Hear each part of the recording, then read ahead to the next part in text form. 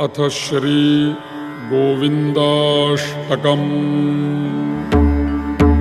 सत्यं ज्ञानमनन्तं नित्यमनाकाशं परमाकाशं गोष्ठप्राङ्गणरिङ्गणलोलमनायासं परमायासं मायाकल्पितनानाकारमनाकारं भुवनाकारं मायानाथमनाथं प्रणमत गोविन्दं परमानन्दं गोविन्दं परमानन्दम्।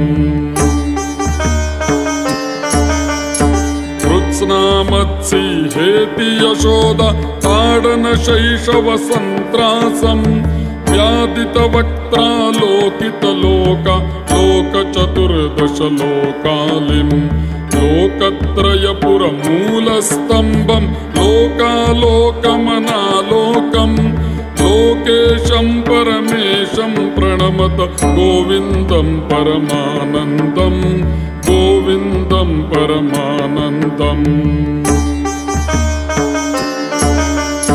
त्रैविष्टपरिपुवीरघ्नं क्षितिभारघ्नं भवरोगघ्नं कैवल्यन्नवनीताहारमनाहारं भुवनाहारं वैमल्यस्फुटचेतो वृत्ति विशेषाभासमनाभासं शैवं केवलशान्तं प्रणमत गोविन्दं परमानन्दं गोविन्दं परमानन्दम्। गोपालं भूलीलाविग्रह गोपालं कुलगोपालं गोपीखेलन गोवर्धन धृति लीलालालित गोपालं गोभिर्निगदित गोविन्दस्फुट नामानं बहुनामानं गोपीगोचर दूरं प्रणमत गोविन्दं परमानन्दं गोविन्दं परमानन्दम्।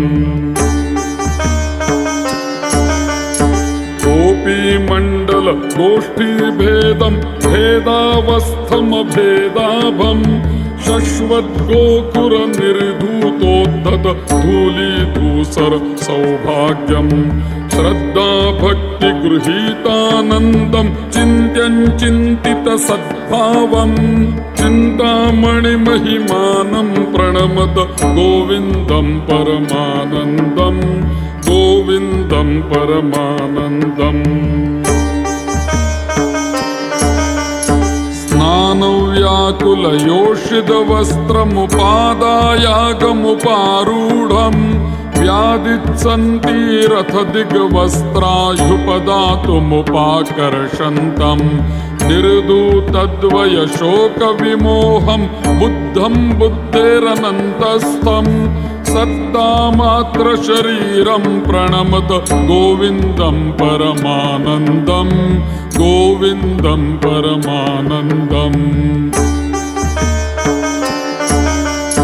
कान्तं कारणकारणमादिमनादिं कालमनाभासं कालिन्दीगतकालियशिरसि मुहुर्नृत्यन्तं नृत्यन्तं कालं कालकलातीतं कलिताशेषं कलिदोषघ्नं कालत्रयगतिहेतुं प्रणमत गोविन्दं परमानन्दं गोविन्दं परमानन्दम्। वृन्दावन भुवि वृन्दारकगण वृन्दाराध्यं वन्देऽहं कुन्दाभामलमन्दस्मेरसुधानन्दं सुहृदानन्दं वन्द्याशेषमहामुनिमानस वन्द्यानन्दपदद्वन्द्वं वन्द्याशेषगुणाब्धिं प्रणमत गोविन्दं परमानन्दं गोविन्दं परमानन्दम्। गोविन्दाष्टकमेतदधीत गोविन्दार्पितचेतायो गोविन्दाच्युत माधव विष्णु गोकुलनायक कृष्णेति गोविन्दाङ्घ्रिसरोजध्यानसुधाजलधौतसमस्ताघो गोविन्दं परमानन्दामृतमन्तस्तं समप्येति गोविन्दं परमानन्दं गोविन्दं परमानन्दं गोविन्दं परमानन्दम् इति श्री शंकराचार्य विरचितं श्री गोविन्दाष्टकं सम्पूर्णम्।